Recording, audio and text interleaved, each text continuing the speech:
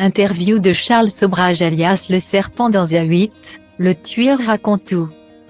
Si on ne savait pas qui il était, on a pu découvrir Charles Sobhraj à travers la série Le Serpent sur Netflix en 2021, dans laquelle Tahar Rahim joue son rôle. Condamné par les autorités népalaises pour divers meurtres commis en Asie dans les années 1970. Le tueur en série français est sorti de prison en décembre dernier, son état de santé ayant été jugé incompatible avec la détention. Pour la première fois depuis sa libération, il a accordé une interview à Audrey Crespo-Mara dans l'émission C'est A8. Diffusée dimanche 5 février 2023 à 19h30 sur TF1. D'après nos confrères, l'homme admet avoir été maître de la manipulation, mais n'aime pas qu'on le considère comme un tueur en série. Une interview haletante dans laquelle il reviendra sur son mode opératoire bien particulier. Charles Sobhraj n'est pas surnommé le serpent au hasard, manipulation, évasion, empoisonnement était sa marque de fabrique. Dans cet A8 ce dimanche, les téléspectateurs découvriront les détails de sa carrière de tueur comme jamais auparavant. Je prenais contact avec quelqu'un.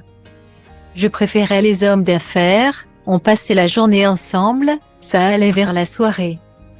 Puis on boit quelque chose ensemble et je mets une drogue dans son verre bien dosé pour qu'il s'endorme seulement quand il atteint sa chambre.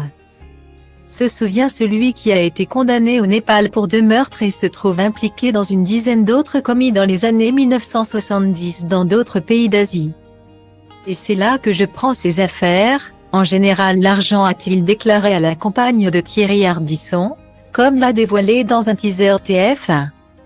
Son mode de déplacement était aussi bien rodé car, comme le raconte le sexagénaire, il estime à 100 ou 150 le nombre de fois où il a passé clandestinement les frontières. Je voyageais toujours avec un faux passeport, à ce temps-là, changer les photos ça prenait 20 minutes. Explique-t-il. S'il ne s'est jamais exprimé en détail sur son parcours, l'homme aujourd'hui âgé de 78 ans semble avoir envie de livrer son récit après toutes ces années passées en prison, condamné à 20 ans en Inde pour avoir tué de jeunes routards en Inde et en Thaïlande dans les années 1970. Puis condamné au Népal à la prison à vie en 1975 pour le double meurtre d'une touriste américaine, Connie Jo Bronzich, et d'un Canadien, Laurent Carrière. À ce jour, 12 meurtres ont pu lui être imputés. Mais le serpent est le suspect numéro 1 d'une trentaine de meurtres au total.